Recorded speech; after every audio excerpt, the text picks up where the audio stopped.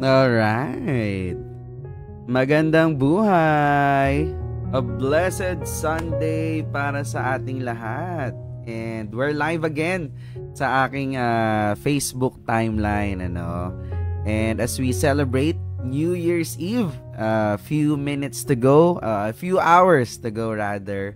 And syempre, might as well salubungin natin ang bagong taon. Of course, hearing and bathing in the Word of God. Alright. And of course, this is our spiritual gathering. Again, this is the second time that we'll be going live. So, normally, ginagawa namin tong spiritual gathering or fellowship dun sa group namin, private lang. But I just want to share this, especially nung Christmas and this New Year, para sa inyong lahat. Ayan. And of course, we always start this fellowship with our grateful Genesis or grateful beginning. Ayan. Syempre, pinakamaganda, I keep seeing on my timeline, before the year ends, share a few words to me kahit di tayo close. So, sobrang ganda nun. Pero, isa rin sa mga pinakamagandang pagbalik tanawan mo is, ano yung mga bagay na pinagpapasalamat mo this year. Di ba? Yan ang magandang pag-usapan. So, kung meron kang gustong ipagpasalamat, you can comment there. No? Ako naman, syempre, I am beyond grateful and blessed para sa lahat ng mga pinagdaanan natin. Yes! Hindi common yun, na pinapasalamatan mo yung challenges. Of course, I'm really grateful for the challenges kasi the Lord gave or the Lord allowed those challenges to come into your life kasi alam niya kaya mo yun i-handle, and at the same time the Lord is teaching you something, di ba? And I'm really grateful and thankful for those challenges and situations na nangyari kasi ang galing lang talaga ni Lord. No? Na ang bilis, as we welcome 2024, parang kahapon lang or parang kailan lang, parang nung last month lang, parang nung isang araw lang iniisip, paano ba ako makakabayad dito? Paano yung mga ganto, yung mga bills, yung mga pang tuition and everything. Tamot sari, no? May na-aksidente, may na ganto, no? Pero at the end of the day, nandito na tayo. Nandito ka ngayon at sasalubungin na ang 2024, Yung iba may mga naghanda-handa na, di ba? Ready na kumain, ready na manood ng fireworks. Ayan, kasi bawal na ang paputok, And I'm really grateful for the gift of time, Kasi lahat naman tayo pantay-pantay. We have 24 hours. The gift of family, especially, for the gift of life. Kasi the mere fact na nanonood ka ngayon, nag-uusap tayo, and the Lord is speaking to you, you still have purpose. Gising ka, naglalakad ka, nagsasalita ka, di ba? You still have purpose. Kaya, isa yun sa mga pinagpapasalamat ko kasi pwede namang hindi ka na magising ngayon. Pwede namang hindi ka na namin kasama or hindi na tayo kasama sa pagpasok ng 2024. Pero, ang ganda lang. And I'm really grateful as well kasi kanina, share ko lang, nanood kami ng Rewind. Nakaka-blessed yung movie. So, I'm really glad na MMFF included Rewind or have those kind of movies na talagang gina-glorify si God. Pinapakilala si Lord, Tawag nga lang doon si Lods. So, well, para sa akin kasi hindi lang siya Lods, hindi lang siya Lodi, kundi talagang siya ang Lord ng buhay natin, And grabe, pinakita dun yung gaano niya tayo kamahal, gaano niya tayo binibigyan niya lagi ng chance na akala mo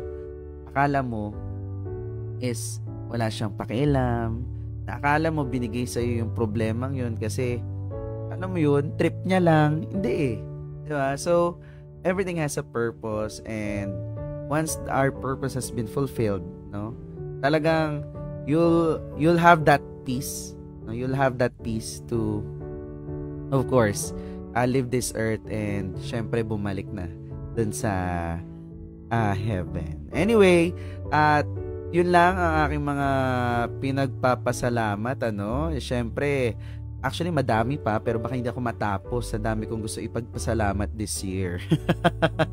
So, let's dive right into it. Syempre, New Year, same God. With our spiritual gathering entitled Set Apart for a New Start. Ayan. To be led by none other than our Pastor Ralph Dulman all the way from Bacolod. Grabe yun. Happy New Year. Grabe. Nagpaalam ako sa family ko na I will be with you, no? Kasi kayo family ko na rin sa online. Yeah. And online, sabi nga ni Lauren, magkasama na tayo for almost 3 years now. Baka mga 2.5 years na tayo magkasama sa online. So praise the Lord for sustaining us through ups and downs. Andito ni Lawrence by the grace of God. Minsan wala na kaming mga bosses but nandito kami by the grace. And this is only a testimony that God is so good to our lives. That's why we are here. We are able to hear the gospel through this online platform. So again, Happy New Year. And again, tama yon, New Year, but the same God who is with us. Let me pray first as I start.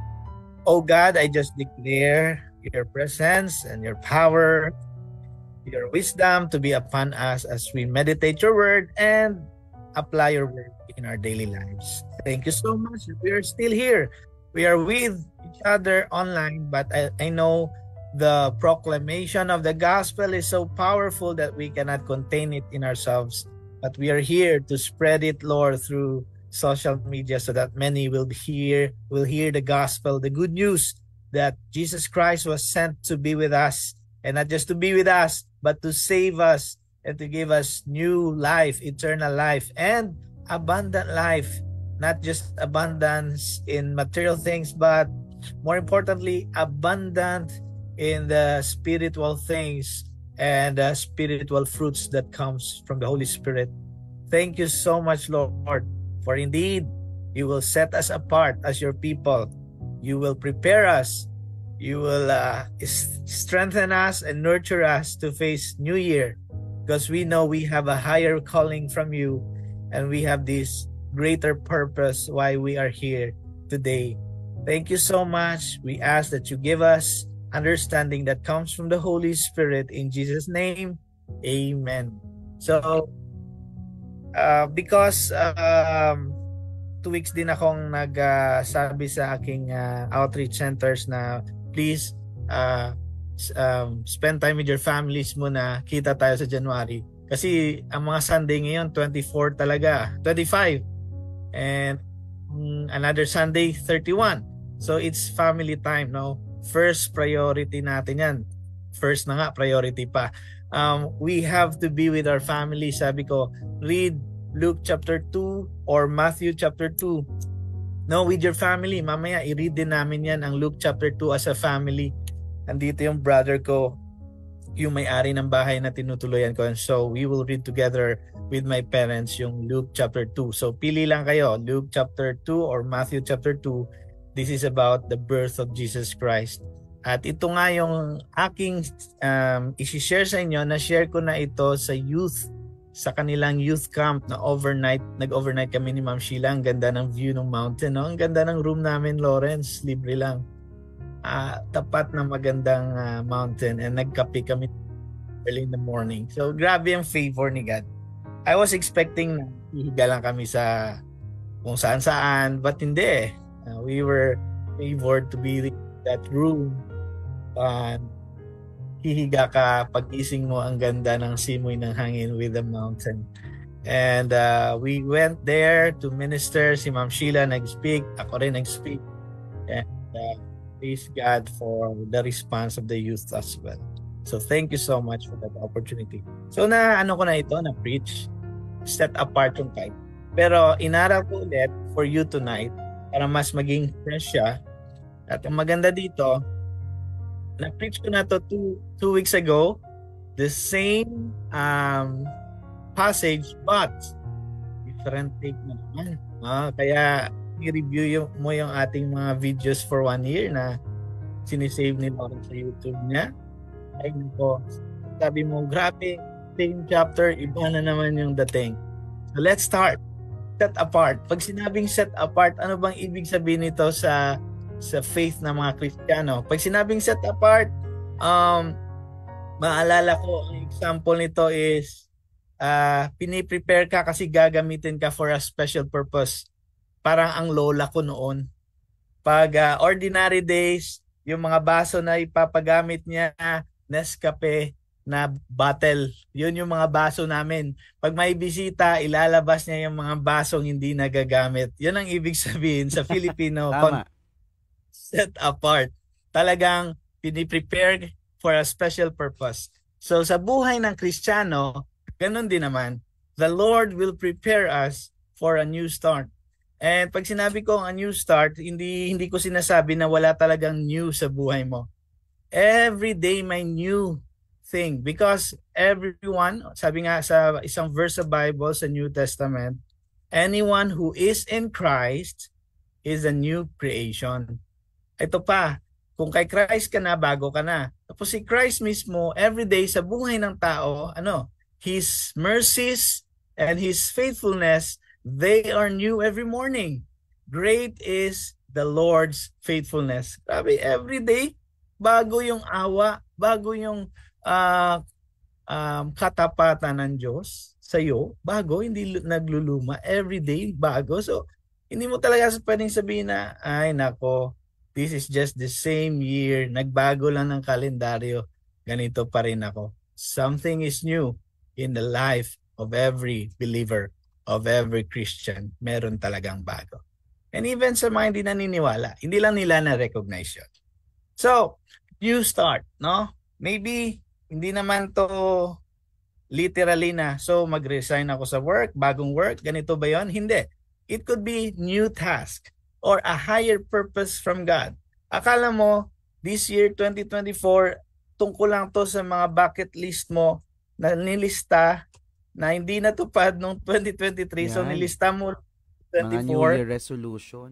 Oo, akala mo ito lang, tungkol lang ito sa New Year's resolution at sa mga goals mo in life. Hindi. When you try to dig the Word of God, God's purpose for you is higher than self. It's not just you who will be blessed. Like Abraham, I will bless you to become a blessing to many families, to many nations. Ganun palagi si Lord. Kay Matthew, or sabi niya, tax collector si Matthew, follow me. Hindi na lang ito tungkol sa iyo. Si Peter, si Simon, tinawag niya rin, follow me. From now on, do not be afraid. I will make you fishers of men. Hindi ka na lang maghahanap buhay. Magbubuwis buhay ka na para sa higher calling mo. So ganun tayong lahat, no? Meron tayong higher purpose at much fulfilling na task from the Lord. Now, let's go sa ating mga slides. Medyo marami ito pero bibilisan ko, no? Para meron pa kayong time sa family niyo. Now, naalala niyo si John the Baptist na ang nanay niya at ang nanay ni Jesus na earthly nanay, si Mary, nanay niya si Elizabeth, ay magpinsan. So, third cousin sila or second cousin. So, ang tanong ko, paano prepare ni God si John the Baptist? Paano? Para sa kanyang divine task. Ano bang task niya? To prepare the way for the Messiah. Ito yon, pakita natin. Prepare siya ni Lord sa desert. Lumaki siya, trinain siya ni Lord, preserve siya ni Lord sa desert. At ang kinakain niya based sa mga research is hindi yung pakita natin. Hindi yung pag sinabing locust tree ito, hindi ito yung parang grasshopper na kumakain ng mga mga halaman na pag sumalakay ito, ubos yung halaman. Kasi siya, vegetarian. So pag kinakain niya yon, hindi siya vegetarian, na So, ang kinakain niya, locust tree. Na makikita dyan sa ilalim, Golan, Hermon, Galilee, Mediterranean coast, Upper Jordan yan, Samaria, Judean mountains, Judean desert. So, bakit kaya, no? Bakit niya prepare na kumain lang siya ng locust tree na kanyang, ang locust tree meron siyang bulaklak na kinakain at pati honey. So, napaka-healthy ni John the Baptist, no? Physically, healthy siya. Mentally, spiritually, talagang pure siya. Bakit? Dahil pinupurify siya ni Lord doon sa wilderness. Now, next. Ngayon, magtataka ka. Bakit kaya palagi nasa wilderness ang preparation? What it means to be set apart by God. Anong ibig sabihin nun? So may isang source na kinuhanan ko na okay naman. Sabi niya, to be set apart is a total dedication, a complete separation. Okay? Pakibasa nga, Lawrence, yung picture natin. Yeah, John was, as the prophets of old, Isaiah, Daniel, Enoch, Samuel, and all the prophets, separated by God from a corrupt and fallen Israel, and given a word to speak to them that was uncompromised, completely separate, untainted by either fear or favor, and was wholly of God alone. Yon. Talagang meron silang mensahe na walang pinapaboran. Galing ito kay God. At ang kanilang buhay, talagang completely separated by God para hindi sila makorrupt ng influence ng mundo. Ganon pala ang being separated, no? So, gaya nila, Daniel, Enoch, Samuel. So, sabi ko nga, what is the significance of desert? Bakit sa desert talaga prepare ni Lord ang kanyang mga servants at ang kanyang mga tao? Sa wilderness talaga. Di ba mainit doon? Tapos paggabi, sobrang lamig naman. Why God allows them to go through desert experience? Bakit? For them to be nurtured, prepared, and ano pa? No? Ganun talaga. Strengthen. Si Jesus, naalala nyo, saan din siya fasting? Sa desert. Di ba? 40 days, 40 nights, 40 days. Naalala nyo rin na ang Israelites naman, 38 years to 40 years na nasa desert din. Paikot-ikot hanggang maubos yung first generation. Kasi sobrang hard-headed. Ang naiwan lang yung second generation. Ang from first generation na natira, si Joshua and Caleb. Kung hindi ako nagkakamali, no? Sila lang yung naiwan. Sila yung from 12 spies, sila yung nag-report na maganda yung lupa ng Promised Land. Yung 10, takot na takot. Huwag natin puntahan yon. Puro higante nandiyon. Parang mga tipaklong lang tayo kalaki. So because of those fear na pinalaganap ng 10 witnesses, ang naiwan sa first generation is si Joshua and Caleb lang. Sila naman yung nag-speak ng gospel. Sila nag-speak ng good news about the Promised Land. So ganon. Sa desert talaga, no? Meron talagang significance bakit sa desert nag-prepare si Lord ng kanyang mga tao. Remember mo si Jesus sa Matthew, si John the Baptist, ganon din. Pinakita ko kanina, Israelites, 38 to 40 years. And Elijah, nung gusto niya na mag-suicide. Kunin mo na yung buhay ko. Diba kaka-successful ministry niya lang yon? Sa merong altar na binuhusan ng tubig, tapos nag-command siya in the name of God, nagkaroon ng fire, kinonsume yung altar niya, at pinapatay niya yung prophets ni Baal. Prophets ni Baal. So, pero natakot siya kay Jezebel at for one day tumakbo lang siya hanggang umabot siya doon sa kuweba. Sabi niya, patayin mo na ako, Lord. I'm no better than my fathers. Wala akong kwentang tao. But sabi ni Lord, hindi, matulog ka muna. Then pinakain siya, matulog na naman, pinatulog, pinakain ulit, at kinausap. So again, sa desert yun. Sa desert yun. So ganun si Lord, no? When He prepares us, usually, we feel alone. We feel we are at the bottom of life. But tonight, no, hindi na natin siguro makakayang basahin ang buong chapters. Pero ito, Proceed na lang tayo. This is about the birth of Jesus in Luke chapter 2. Diretso tayo sa pinaka punto ko na verse. Okay? Doon sa Jesus presented in the temple. Now again, na-preach ko siya 2 weeks ago, pero this time mag-focus tayo ulit kasi merong something sa verses na ito. When the time came for the purification, kasi pinanganak na si Jesus, so sumunod si Joseph and Mary sa law of Moses na kailangan ang firstborn child na lalaki on the 8th day i-dedicate sa Panginoon at magdala ka ng pair of doves or 2 young pigeons, kalapate. Now there was a man in Jerusalem called Simeon who was righteous and devout. He was waiting for the consolation of Israel. And the Holy Spirit was on him. At dahil sa Holy Spirit, nilid siya. At nireveal sa kanya na hindi ka mamamatay sa mundong ito kung di mo pa makita ang Misaya. Ito yung sinabi ni Lawrence kanina. Once hindi pa na gawa ni Lord ang purpose niya sa buhay mo, hindi ka pa mamamatay. Kahit ano pang mangyari sa'yo, masagasaan ka dyan, may mag-hitman sa'yo, kahit ano pa mangyari, hindi ka mamamatay pag hindi pa tapos si Lord sa'yo. Wala pa, hindi pa nagawa yung sinabi niyang purpose sa'yo. So ito rin ang nangyari kay Simeon. He is a priest at nakatoka siyang magdo ng mga temple, mga service doon sa temple. At this timing, si Jesus, 8 days old pa lang bilang baby, i-dedicate ng kanyang parents.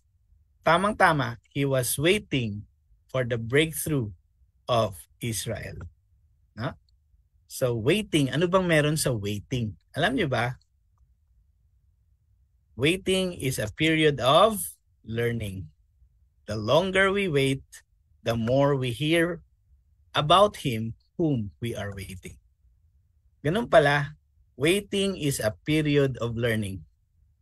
At pag mas mahaba ang waiting natin sa kalooban ni Lord, mas grabe yung learning natin. Marami sa atin naiinip maghintay. At minsan ginagawa na natin ng makamundong paraan, makamundong ways just to get what we want. But makakasama yon dahil sabi ni Lord, pag sinabi ni Lord wait talaga. Hindi pwedeng unahan mo siya. Nakakainip na sabi mo. Mag-2024 na, hindi pa rin. Hindi ko pa rin nakuha yung gusto ko. Nakalimutan mo, gusto mo lang yon. Hindi mo natanong anong gusto ni God. Alam mo ba, ang pinakakasalanan ng tao is nabubuhay tayo sa gusto lang natin. And wala dyan sa slides nyo, pero merong nagsabi na ang pinakakasalanan ng tao is this.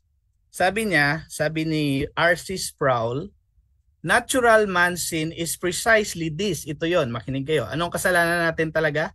We want the benefits of God without God Himself. Yun yung kasalanan natin. Gusto natin ng benefits from God, but we do not want God. Ganon din naman pag pinipilit natin yung gusto natin. Pero hindi natin alam, iba ang kalooban ni Lord at mas maganda ang kalooban ni Lord. But we are not waiting on God. Ito si Simeon, ang tagal niyang nag-wait kay God sa Messiah. Buti na lang, sinabihan siya ng Holy Spirit. May good news ako. Hindi ka mamamatay hanggat di mo nakikita ang tagapagligtas. Okay, so nakita niya. And when he waited, the Lord gave him breakthrough. On that day, buti na lang nag-report siya sa kanyang office as a priest and he saw the Messiah. Yun ang bilis naman ng ko. The unbeliever never seeks God. The unbeliever is a fugitive from God. The natural pattern for man is to run from Him, to hide from Him. Jesus came to seek and to save the lost. He is the seeker. We are the ones who are running. Tandaan nyo rin ang word na running ha. Palaging nagmamadali. man's sin is this. He wants the benefits of God without God himself. Seeking after God is a Christian enterprise. Yun pala ang buhay ng Kristiyano. Seeking God instead of seeking benefits from God. Okay? So, waiting talaga. Wait, no? Wait tayo kay God kasi hindi lang naman to tungkol sa gusto mo eh. Baka nakalimutan mo, ang pinaka-kailangan natin, ang presensya ni God, the presence of God, not the presents, yung regalo.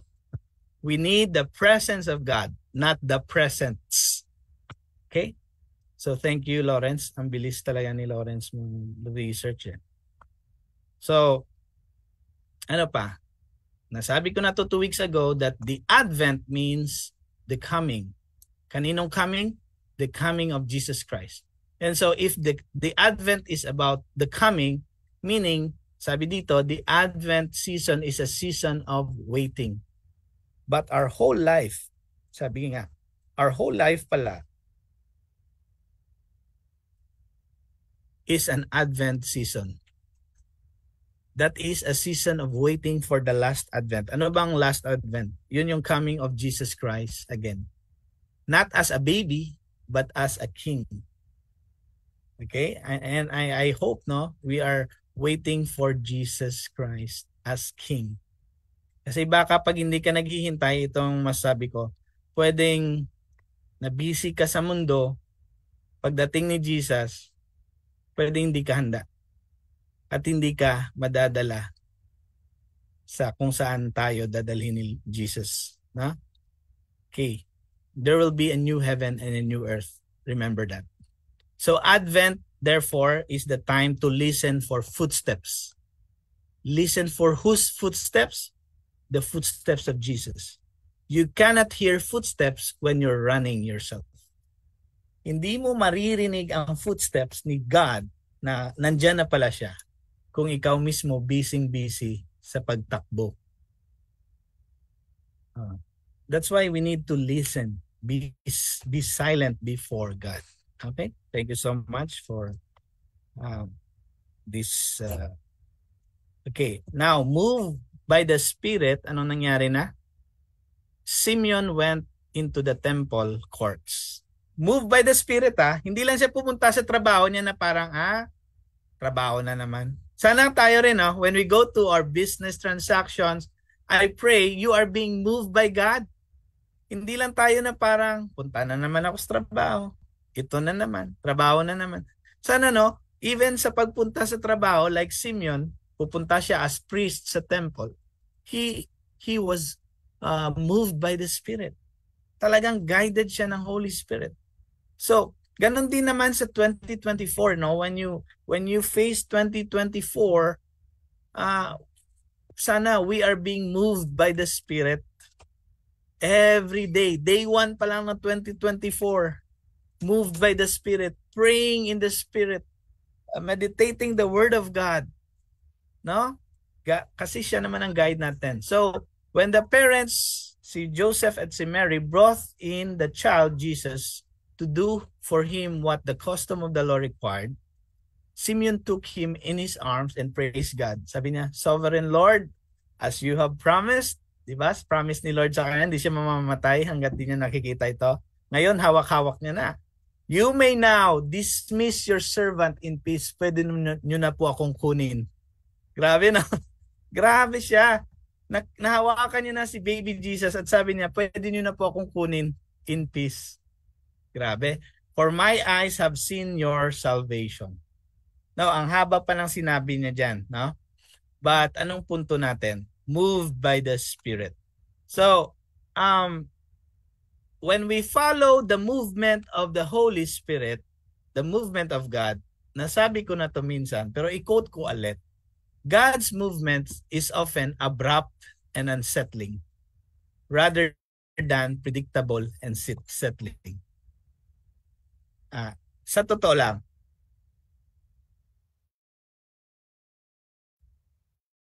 kung hindi led ng Holy Spirit si Simeon, makakatagpo kaya siya kay Jesus sa temple? No? Pwedeng hindi. Kung hindi ka guided by God, then hindi mangyayari sa'yo ang purpose of God, the will of God. No? So God's movement is often abrupt and unsettling. Hindi mo alam na ito pala yung plano ni Lord. Katulad kay Joseph, ibalik ko lang kayo. Diba, swabe na yung plano niya, papakasalan niya na si Mary. Betrothed na siya kay Mary. Tama ba? Betrothed. Fiancé niya na si Mary.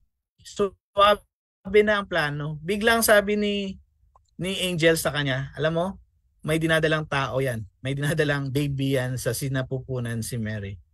So, nagplano agad siya, no? Nung nalaman niya na may anak na si Mary, hindi pa sila kasal, oh. Hindi pa sila nagkaroon ng sexual intercourse. Parang plano niya nang mag-divorce. Pero sabi ni God through an angel, pakasalan mo siya, huwag ka matakot. Because yung bata sa kanyang sinapupunan is the Savior of the world. So ganun, no? Di ba? Again, ang kalooban ni Lord sometimes abrupt sa atin. Ang dating sa atin, abrupt. And we are parang nasi-shaken tayo. Na ito na yung plano mo, settled ka na, may plano ka na for 2024. Biglang si Lord pumapasok, oy, iba yung plano ko sa'yo. May mas magandang plano ako sa'yo. So ganun si Lord. Usually talaga, abrupt and unsettling yan. And yung pinaka-update ko sa ministry, no, 3 outreach tayo, di ba? Alam nyo ba na lately this December may nag-approach sa akin. Sabi niya, pwede ba simulan mo ang outreach dito sa Purok natin? And that will be the 4th by God's will. God willing, sa January, may pang-4 na tayo na outreach. Now, ang kailangan na lang natin ngayon, iipunin na natin yung resources for lote and building na. Kasi may mga tao na tayo. At pag ginather mo to silang lahat, alam mo, sobrang dami. Siguro 100 plus. So 1 year pa lang po tayo. Pero God is doing something na sa amin ni Ma'am Sheila, palaging abrupt. Grabe, siya pa yung nag-approach. Pwede bang magsimula ka ng outreach dito sa Purok natin? Grabe, no? So, ganun si Lord. May mga surprises yan na akala mo swabe na yung plano mo for 2024. Actually, mapapahiya ka eh. Yung plano mo pala, napaka-dwarf, napaka-short-sighted, napaka-simple lang against the plan or the purpose of God for your life. Ganito kalaki ang plano ni Lord sa'yo, ganito lang. So, wait for it. Wait for God's abrupt movements. Ano pa? When we talk about God's movement, okay, now, going to the third passages nating babasahin, group of verses. There was also a prophet Anna, babae ito, the daughter of Penuel, a tribe of Asher. She was very old. She had lived with her husband 7 years lang, tapos naging byuda na siya for 84 years. 84 years na siya. Byuda siya, so minus 7, pati yung years na hindi pa siya kasal. Siguro mga 60 years siya naghintay for Jesus, for the Messiah. Kasi hindi naman alam nila kung sino ang magiging Messiah. At ang ginawa niya, habang naghihintay siya, 84 years old na siya, she never left the temple but worshiped night and day, fasting and praying. Wow, grabe, everyday. Hindi lang siya during Christmas na yung simbang gabi, Lawrence, yung iba. Simbang gabi lang mag-temple worship. Siya hindi. Day and night, fasting and praying, she never left the temple. Grabe. Bakit? She's waiting for the Messiah. So coming up to them at the very moment, nung nag-uusap si Simeon at yung kanyang, nawala ako, yung kanyang parents ni Jesus, earthly parents, earthly custodian, nagulat si Anna na nandun din si Jesus na ino-offer at that very moment. And because of that, hindi yan coincidence, that was the perfect will of God for her. She gave thanks to God and spoke about the child sa lahat ng look forward for the redemption of Israel. So pinagsabi niya rin sa mga taong naghihintay kay Jesus, naghihintay sa Messiah, na si Jesus na pala ang Messiah. Sabi niya, nandito na pala yung hinihintay natin. Nakita ko siya sa temple, 8 days old pa lang siya. In-offer na siya according to the law of Moses. No? So when Joseph and Mary had done everything required by the law of the Lord, they returned to Galilee, to their own town of Nazareth, kasi ang Bethlehem nandito, Galilee, medyo pa-north ka. And the child grew, si Jesus na grew, became strong physically. He was filled with wisdom mentally, and the grace of God was on him. So lahat ng areas of life talagang nag-grow si Jesus, no? Parang model talaga. I mean, hindi parang model. Model natin si Jesus when it comes to growing in all aspects of life. Now, ano pang ibig sabihin nito? Okay.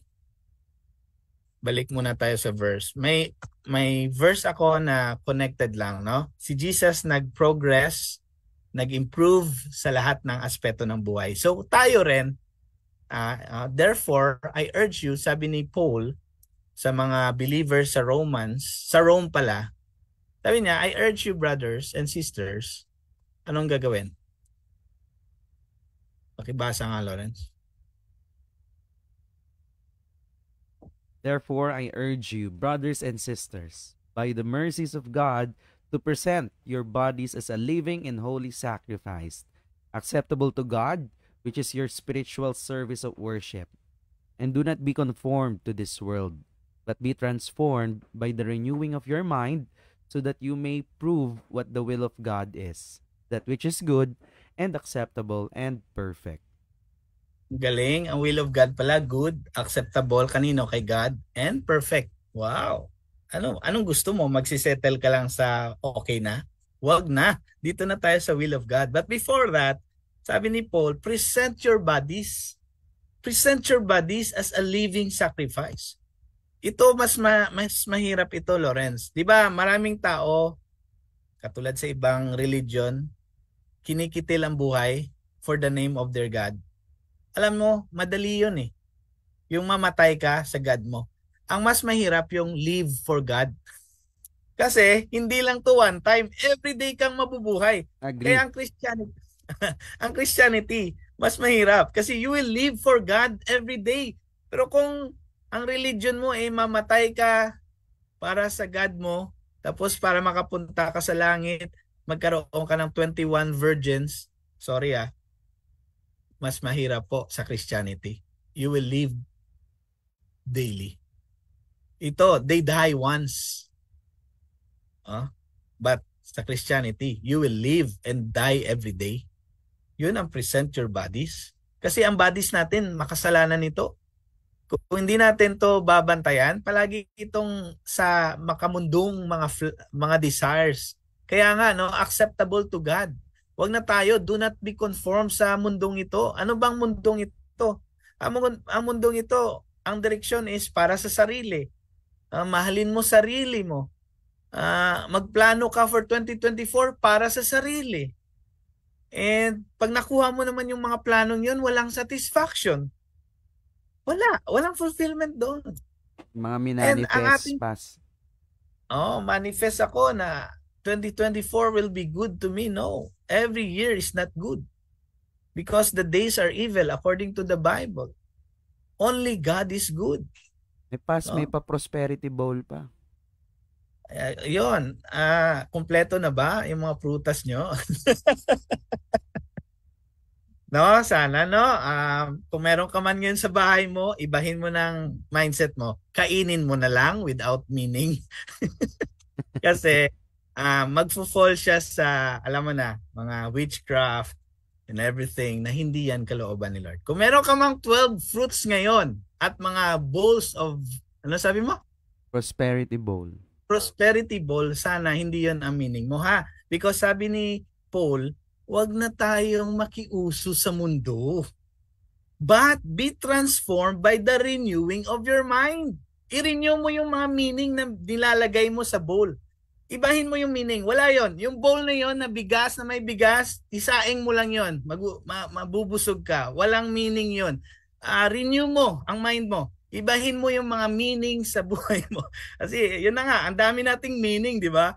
Mga pusang gumaganon para papasok sa magpapaputok tayo para yung mga demonyo lalayas. Sana sa loob ng bahay tayo magpaputok para sa loob ng bahay mo walang demonyo. Bakit sa labas ka nagpaputok? Tama. Di mapapasok sa bahay mo yung demonyo. Kung ganun ang logic mo. Sana rin yun na natin ang mind natin. Hindi yan biblical. Kahit tumalon ka pa, ito pa, tumalon ka, hindi ka tatangkat. Kung lahi mo talaga mga ganito lang, ganyan lang. Kahit magbinat-binat ka. Although scientifically, ang binat-binat na yan makakatulong. Pero once a year ka lang nagbinat. Everyday ka dapat nagbibinat para ma-stretch talaga yung mga ano mo. Basta mga buto mo dito, mga cartilage mo, mga ano, no? So, ganun yun Anyway, so, present. Ano bang meaning ng present sa Greek para mas maintindihan natin? Bakit i-present natin ang ating bodies? Ang meaning ng present pala sa Greek is thesia, an official sacrifice prescribed by God. So pag nag-offer ka kay God, yung prescribed, acceptable sa Kanya. Hence, an offering the Lord accepts because offered on His terms, not on our terms. When we worship God, it's Him who says what to offer. Hindi yung, Lord, bigay ko to. Bigay ko to. Hindi. Kung anong sinasabi ni Lord na ibigay mo, yun yung ibigay mo. Kasi, offer your body means prescribed by God. Sabi ni God, gusto ko holy, acceptable sa akin. Hindi pwedeng feeling mo lang holy ka. Hindi. You have to be set apart, to be sanctified. Isa pa yung word na yan. Purified.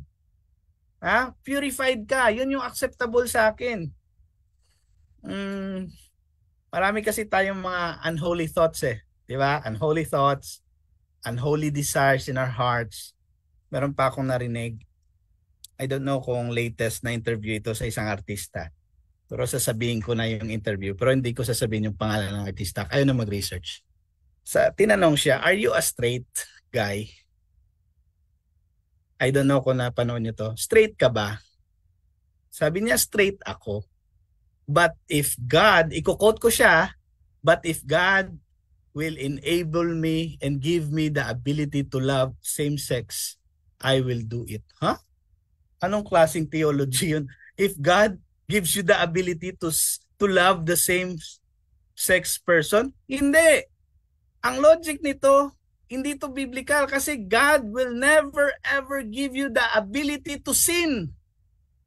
God will never give you the ability to do immoral things, lalo na same-sex relationship. Tapos sasabihin niya, if God will give me the ability to love the same sex, that's demonic.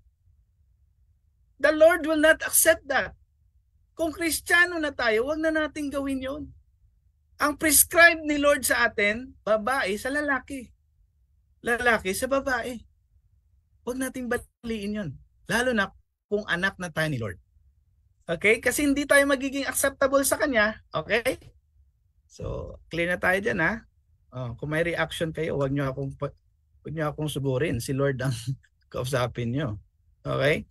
What God prescribes from you. Ito ngayon. Ano ba ang piniprescribe ni Lord sa'yo? As you worship Him, as you serve Him, as you wait on Him daily. Ano bang pinapalay down ni Lord sa'yo na dapat bitawan mo na? Dapat i-offer mo na sa Kanya, Lord, ayoko na nito. I mean, Lord, baguhin niyo po ako. Tapos after mabago ka na, paano ka na ngayon mag-worship? Paano ka na ngayon mag-serve kay God? Paano ka na ngayon mag-wait on God daily, on a daily basis? When we say wait, yun na yun. Advent, we wait on God, di ba? So, nakita niyo tong Tetris? Connected to sa prescribed by God. Sa Tetris, ganun din naman. Kung meron siyang piniprescribe na shape, ganun ang ihulog mo. Hindi ka pwedeng maghulog basta-basta ng kung ano-anong shape. Kasi merong prescribed na form. No? Una-una, wala pa yan, di ba? Tapos huhulog ng huhulog. Mamaya-maya, according to the form, yun yung ibagay mo, yung ihulog mo. Ganon din naman sa Panginoon. Hindi ka pwede basta-basta mag-offer sa Kanya na, Lord, I come to you this morning, I will worship you. I come as I am. Kung ano man yung maling buhay ko, sige lang, tanggapin mo lang ako. Hindi pwede. The Lord requires a holy living, a holy lifestyle. And He is very keen in looking at our lives. Nothing is hidden in His eyes. Pag meron tayong immorality na ginagawa, we can do it, but there's a consequence, I tell you. Huwag na nating gawin. Mas masakit yung consequence eh. Di ba? Pag anak ka ni Lord, may consequence, may discipline. Huwag na nating gawin. Masakit yun. Kung anong nire-require ni Lord, yun yung ibigay natin. Tapos, dito tayo sa pangalawang word. Kanina, present, no? Do not conform to this world sa verse 2, but be transformed by the renewing of your mind. Anong ibig sabihin ng renewing sa Greek? Renewing means anakainosis. Anakainosis. So, hindi ko na kinuha yung transform. Kasi ang transform naman, yun na yung parang butterfly, naging from uod, naging butterfly. Ito naman, dito tayo sa renewing naman. Kasi okay na yung butterfly na yun. Yung be transformed by the renewing of your mind. This is complementing a process. Yung ana. Completing a process. Yung ana. Which intensifies yung next na word. Anong next na word sa ana? Kaino means make fresh or new. So, completing a process to make fresh, no, properly. So, a new development. A renewal achieved by God's power. Ang pagiging renewed natin pala everyday is by God's power. Kaya, ito yan. Ang usage niya, renewal, or change of heart and life. Change of heart and life. Pag sinabing a renewing of your mind, na bago ang puso at ang buhay. Alam nyo, sayang, pa-celebrate pa tayo ng New Year, pero ang ating mga puso at buhay, gas-gas, luma, at makasalanan pa rin. New Year is more meaningful when we allow God to renew us so that our hearts will be new. Kasi pag bago ang ating mga puso at mga buhay, iba rin ang dating sa atin ng New Year eh. Talagang punong-puno tayo ng Holy Spirit, puspos tayo, puno ng pasasalamat tayo. Hindi yung parang takot ka, puno ka ng fear, puno ka ng reklamo. Bakit? Hindi na-renew ang heart mo eh. Sayang yung New Year ka pa dyan. Pag-gasto-gasto ka pa ng New Year mo dyan. Wala lang, di naman nabago sa'yo. Why not allow God to renew your life? Because it's achieved only by God's power daw. Kaya hindi to Lawrence, kahit makumpleto mo yung simbang gabi. Kung di mo i-allow si Jesus i-renew ka, walang mangyayari sa'yo. Parang yung nakita kong nag-attend ng Nazareno every January. 2 binata, nag-uusap sa MRT. Kasi galing ako sa masters ko class sa QZ. Alam mo habang sila, excited sila na nakahawak sila sa puong Nazareno kay Jesus Christ. At alam mo yung usapan nila kung biglang PI, sinipa ko ng isa. Tol, GAGO talaga. Sinipa ko rin. Gumaganon sila.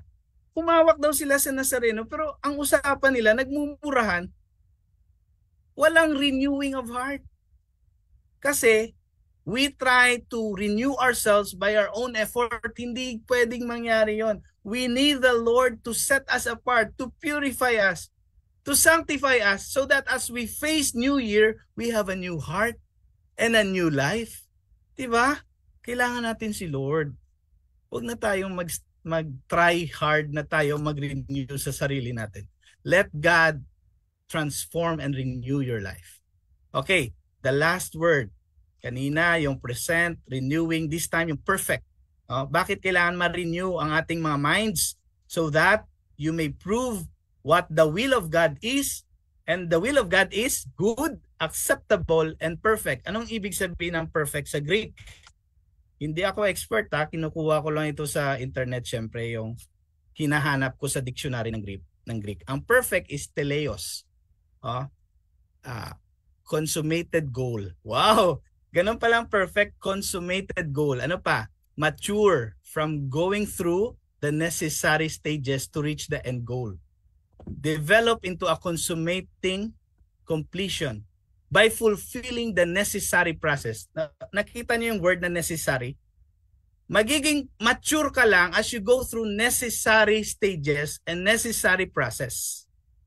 Now, ang mga kahirapan na ating nadanas noong 2023, ayaw man natin, but in the eyes of the Lord, it's necessary. Yung mga struggles mo na pinagdaanan ng 2023, makinig ka. Necessary stages yon to reach the end goal. Ayaw man natin masaktan, ayaw man nating mabroken before God, but the Lord knows well that those stages are necessary for you to grow. That's why perfect. Yun, magiging perfect tayo, maturing, complete in all parts. Nabasa nyo? Complete in all parts. Hindi kulang. Full grown, of full age, especially of the completeness of Christian character. Wow, ganun pala yung necessary process. Ayaw man nating masaktan. But it's necessary for us as we grow and mature in our Christian character. Minsan may mga kukunin si Lord sa buhay natin. Mga bisyo, kasalanan, mga Diyos-Diyosa natin sa buhay. Pwede kasing Diyos-Diyosa natin hindi santo eh. Pwede nga Diyos-Diyosa natin yung business natin. Kasi doon na lahat ng oras natin eh. Ang Diyos-Diyosa natin yung partner natin.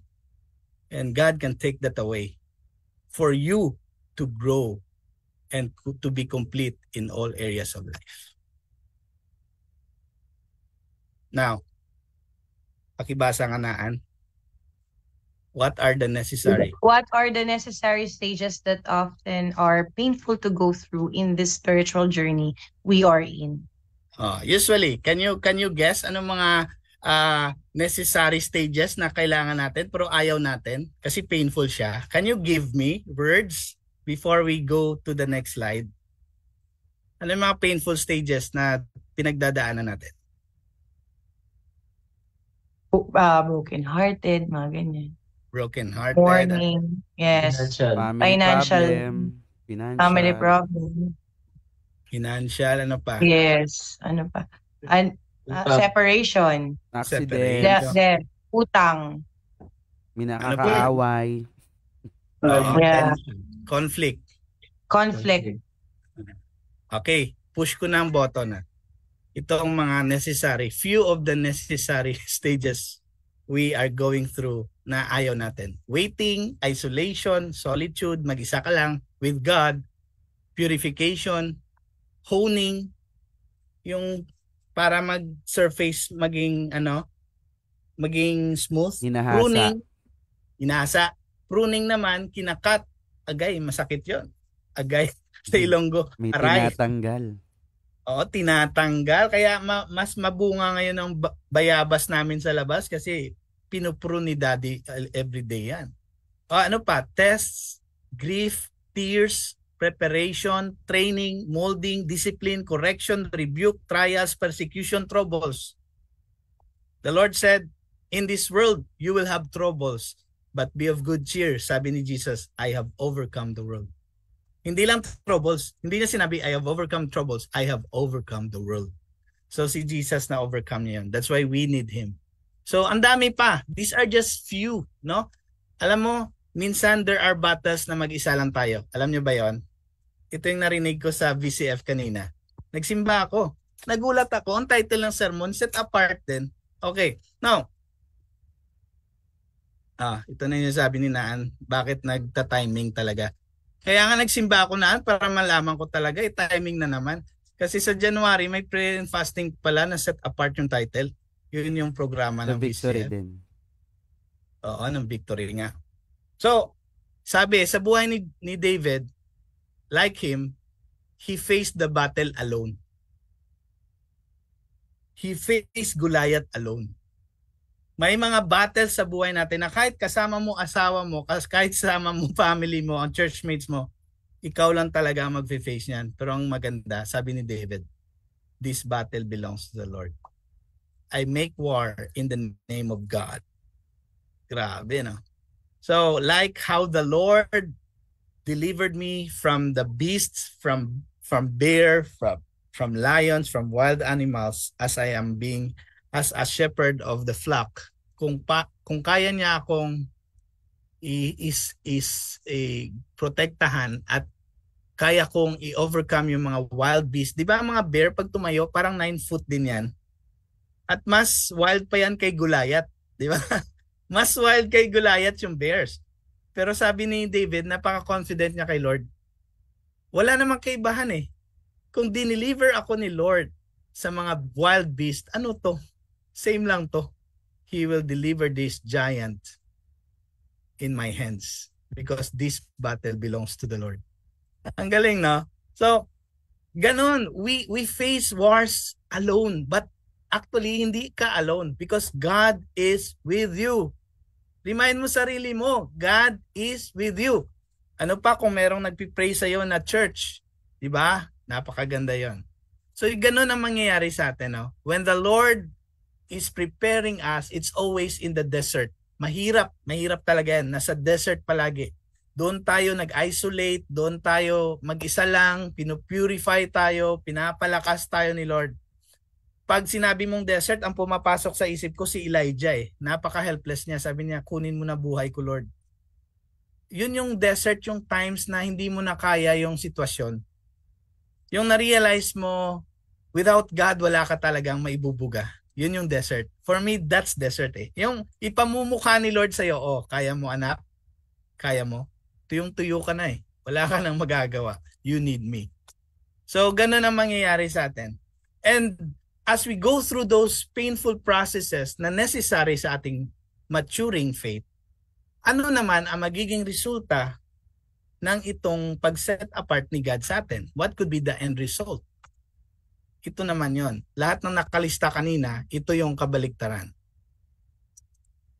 Pag nag-go through tayo ng mga nangyari kanina, learning, purity, di ba? Solitude, intimacy naman with God eh. Holiness, refinement, yung honing, refinement, pruning, fruitful, pinuprune ka eh, pero magiging fruitful ka. At training, magiging qualified ka. No?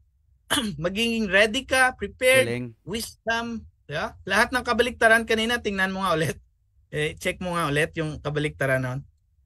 As you go through being set apart by God, yung kanina, tandaan niyo yung mga words doon. Tests, Tapos qualified, grief, joy, tears, diba? healing, preparation, readiness, training, preparedness, wholeness, molding, wholeness, discipline, righteousness, correction, wisdom, rebuke, humility, trials, strength, persecution, endurance, troubles, fortified. Mas mapapatibay tayo. Grabe no? So ganun mag-prepare si Lord sa atin. Sa inyong buhay. How God has prepared you this year. Paano ka prepare ni Lord this year for His highest will this coming 2024? Kasi si David, akala niya magiging shepherd lang siya, no? Hindi, magiging king ka. Akala mo, ang kalaban mo, beast lang. Hindi, you will destroy Goliath in the power of God. Si John the Baptist, akala niya doon lang siya sa desert, lonely lang siya palagi. Hindi, you will prepare the way of the Messiah. So akala natin, in our loneliness, as we go through pain and necessary stages of life sa ating Christian life, akala natin, parang mag-isa lang ako. Ang lungkot. Yes, ang lungkot. Kasi may highest will, may highest task ka pa. Hindi lang para sa sarili mo. Kaya pag naglista-lista ka ng New Year's resolution mo, huwag mong pangunahan si Lord. Kasi pag ikaw ang nasusunod, puro lang yan sa sarili mo. Bagong medyas, bagong toothbrush, para lang sa sarili mo. Pero kailangan mag-isip ka, ano bang kalooban mo, Lord? Anong kalooban mo? Kasi usually yung kalooban niya, hindi lang para ikaw ang mabless. Si Peter, di ba okay na siya sa being fisherman? Sabi niya, no, you will not fish for fish ngayon. You will fish for people now. Mas higher na ang task ko para sa iyo. Huwag kang mangliit sa sarili mo when you go through pain, when you go through trials, when you go through breaking of God, because when you will be given breakthrough by God, it will be a higher purpose. Aayusin niya ang marriage mo for a higher purpose. Para yung ibang marriage din matulungan mo.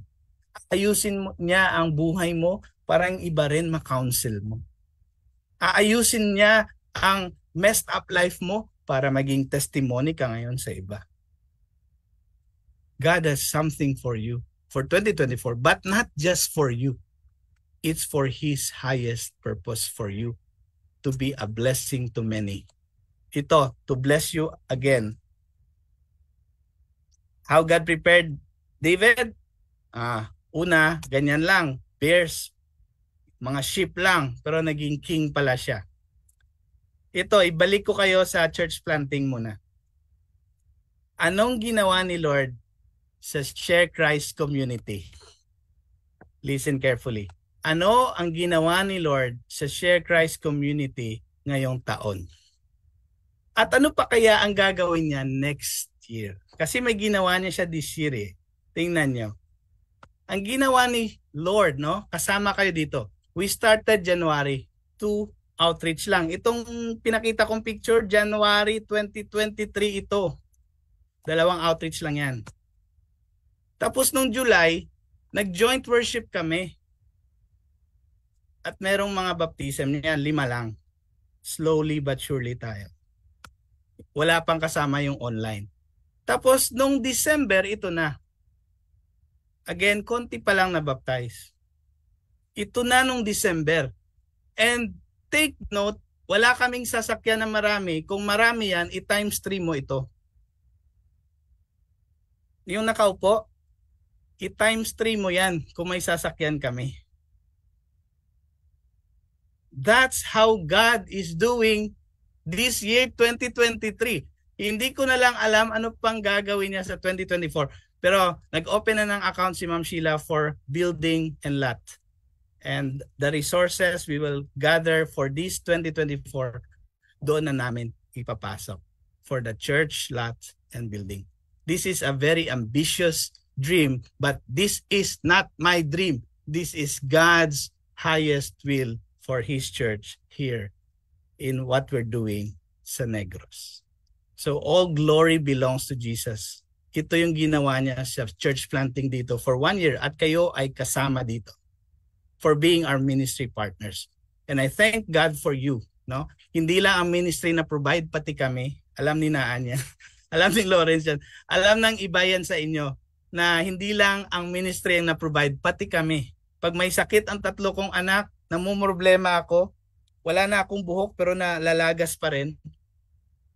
Then biglang may darating pang check up at pang shopping ng medicine. Alam mo yon, nagsha-shopping kami, gamot. Okay, so the Lord has been doing great things for Share Christ community. And I don't know in your life pa. I don't know in your life pa. Ito yung ginagawa niya dito. And all glory belongs to Jesus Christ. Happy New Year.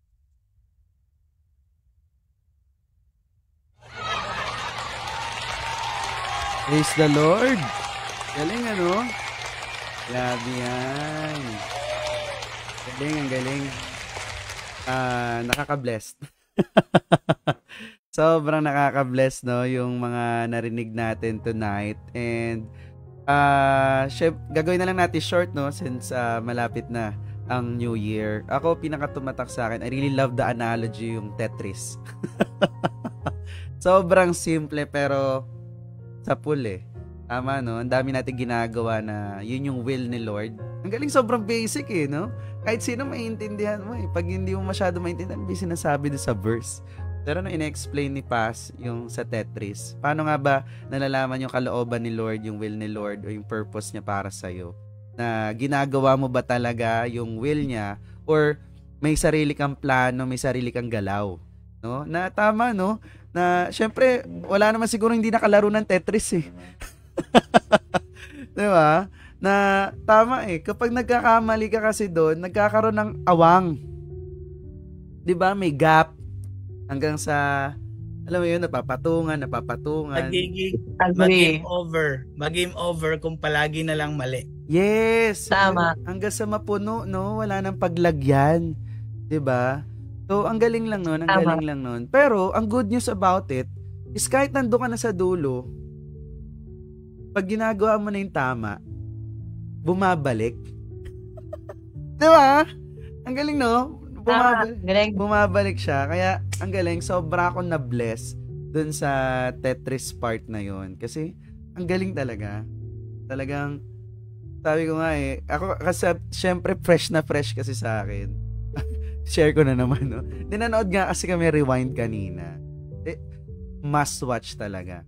So, hindi siya para umiyak ka lang doon. Ako hindi ako naiyak dahil hindi ko spoil.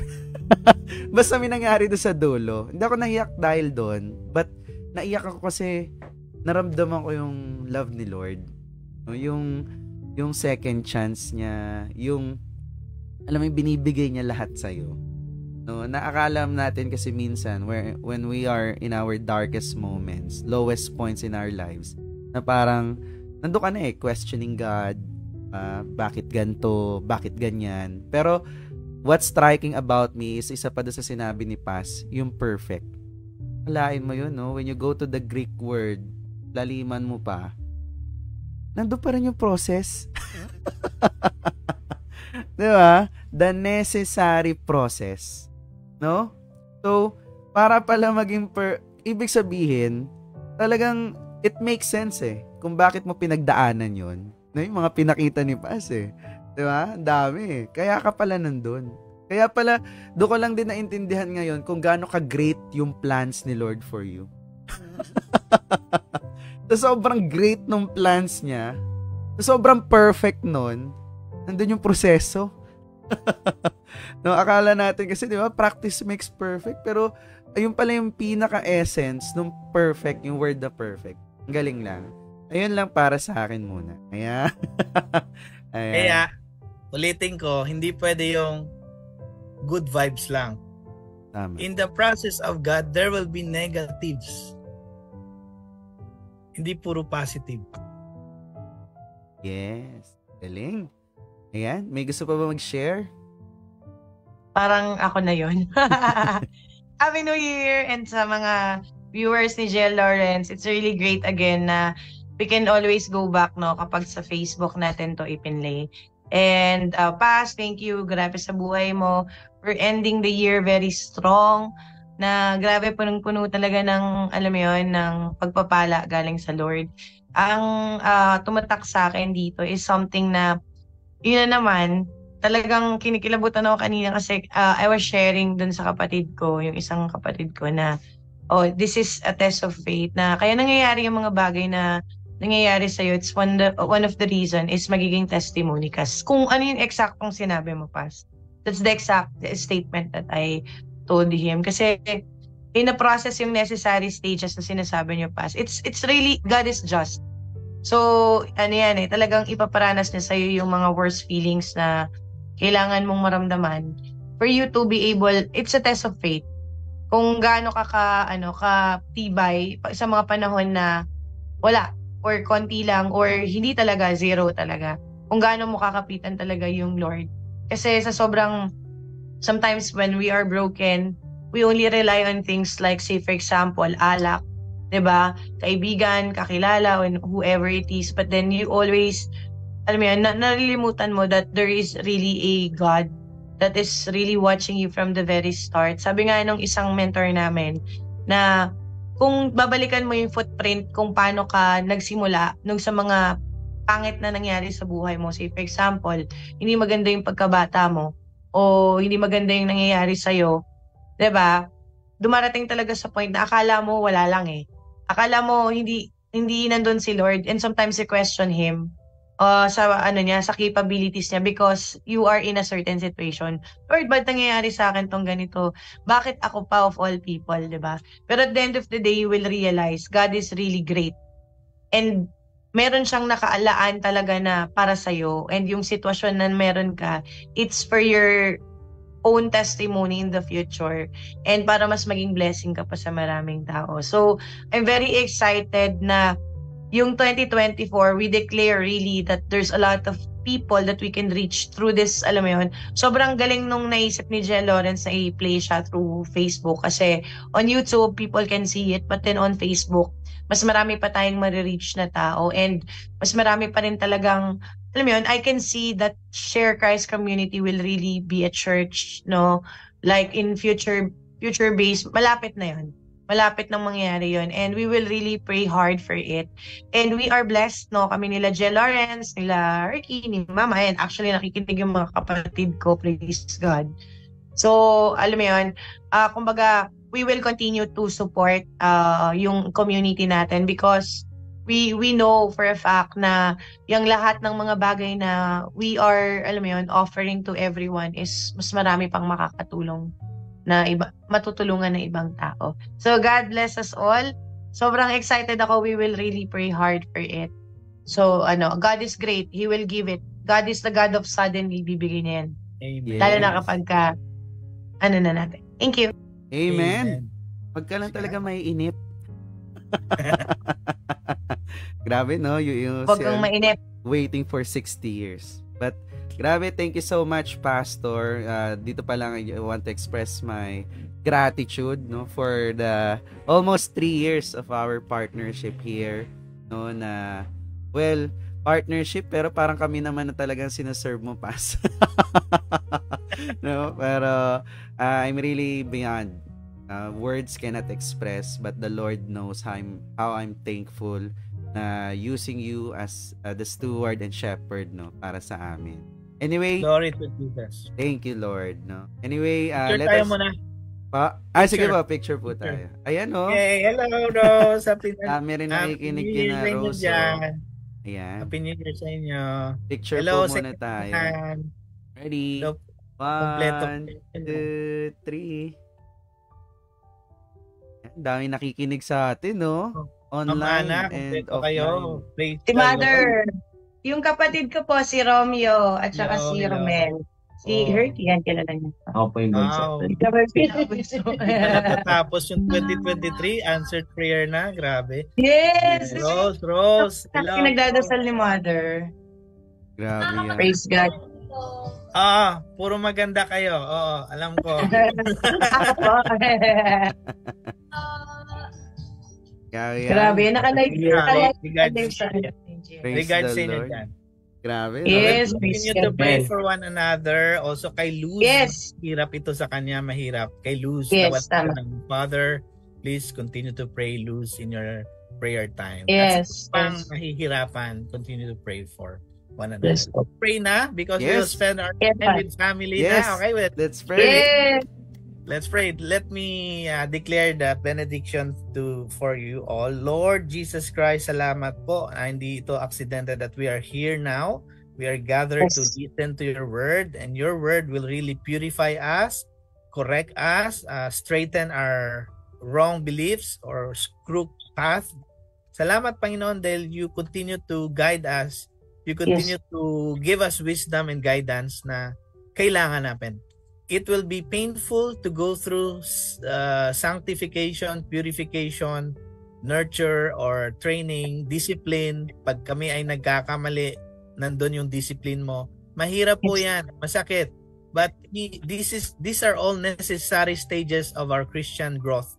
So Lord, I pray that you grow us, our faith, this 2024, that it will be more bigger than what we think, and also bigger siya na mas mabless pa yung karamihan sa paligid namin.